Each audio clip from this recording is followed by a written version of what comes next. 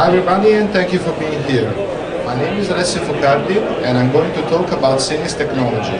But first I would like to spend a few words about Cynny herself. Cynny is a complete cloud solution to take to the next level the way people share and enjoy content. Today we are going to talk about the infrastructure we created to reach this goal. It all started 4 years ago with a question.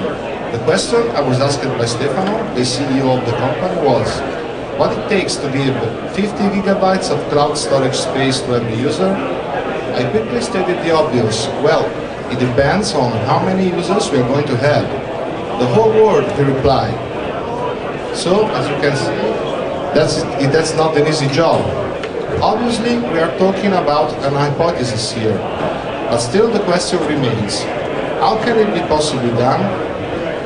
We had some ideas on the software side. I'll talk about it later. What was worrying me was the hardware side of the story.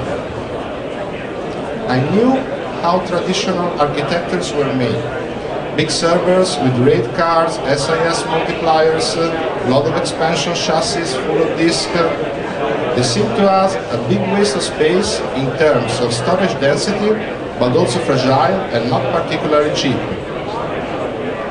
But the question that mattered most is, how many people will it take to manage a multi-petabyte setup like that? I mean, it could be okay for 10 petabytes, but what about 1000 petabytes? Now we know that we are talking about exascale storage, but at the time there was nothing like that on the horizon. Back then, I was getting a degree in neuropsychology, and I became very fascinated by learning how the brain works.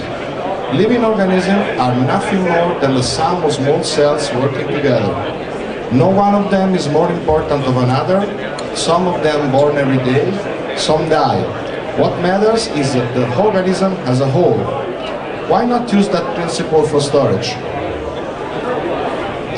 A self-regulating network of small storage cells could provide the answer to the original question, how to build an infinite scale storage.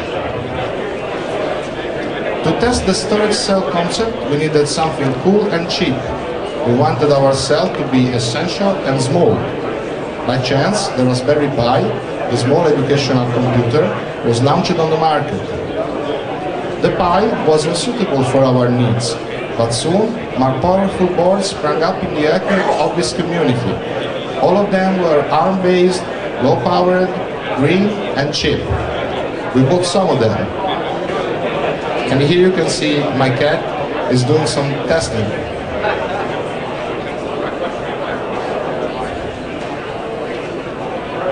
So, to go on. In the end, we came up with Chip and Dale, the first 2 cells of our storage organism, running our beta software. The concept worked. Shortly thereafter, Stefano, the CEO, flew to Taiwan with this drone. That's what we would like to be built for us. A simple server based upon small computing units, each one of them connected to a hard disk. The software will take care of redundancy and reliability, not the hardware. We found a great partner in Taiwan, embedded, and together we built the Size 7 server. You can see it live at our booth 237. It has 7 independent computing modules. 6 are connected to a standard hard disk. The 7th has 1 or 2 mSATA modules. It also has integrated Ethernet switching. The chassis of the C1 can be mounted back to back, and that means that 2 of them can be fitted in just one rack unit, and that's a very good density, as you can see. Presented here for the first time is also the C21, all flash storage, all ARM computing. Probably you've heard that bigger SSD drives are finally arriving. C21 has 21 computing modules connected to a solid-state drive and SATA form factor. It's currently in beta, and it can be seen at our booth 237. Now we are showing the building block. The computing module is named Cy1. This is our cell. 1 GHz Marvel ARM GPU, also with numeric coprocessor. 2.5 watts at full usage. It runs pure Linux, vanilla kernel 3.13 and later.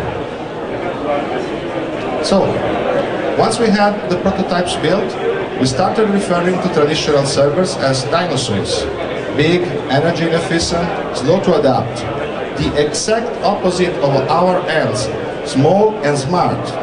So, given the comparison, I'm confident that our architecture will outlast traditional ones. This is a picture of one of our racks. It's more than 1.8 petabytes of object storage space.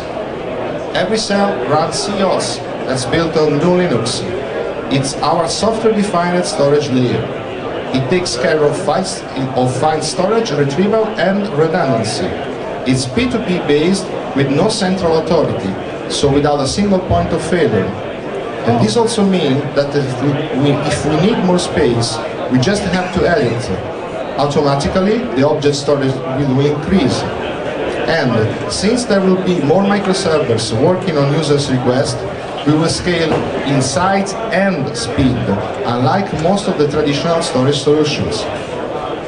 So, now that we can store all of the content of the world, to return to the original question, how do we organize all this data? CFS, the file system of COS, is natively built upon tags instead of folders. The hardware, the software, and the tagging make Cynny Social Cloud what it is, an end-to-end communication platform.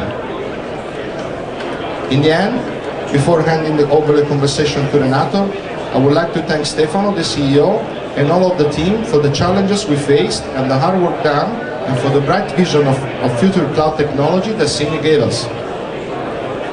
Thank you. Thank you, Alessio. Hello, everyone. I'm Renato Iverson, Head of Sales, and then I would like to talk about our benefits. So, as we all know,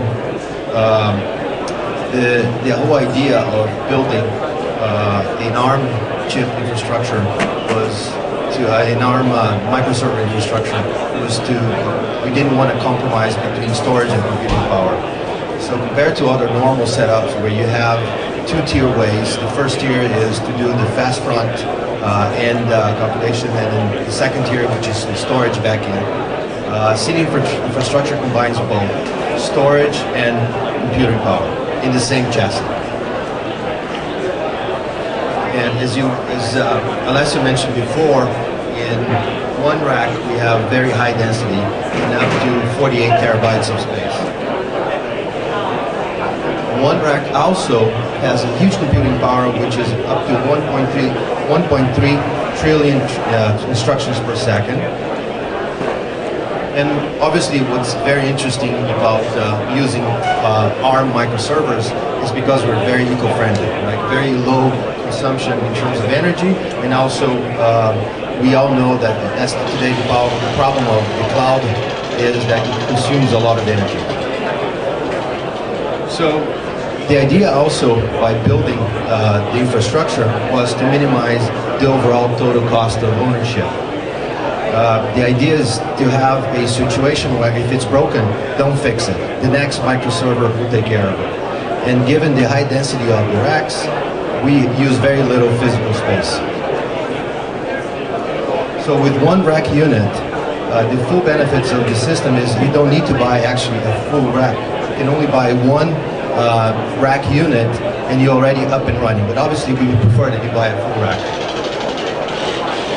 So just to summarize it, we're eco-friendly, we have high density computing power, no compromise, very scalable, infinitely scalable, and it's available today. The only microserver with ARM chip available today. And so also in a couple of weeks we're going to be releasing our own application, so please look for it. You're going to find it at cynny.com. Now we can open up for questions if anyone has it.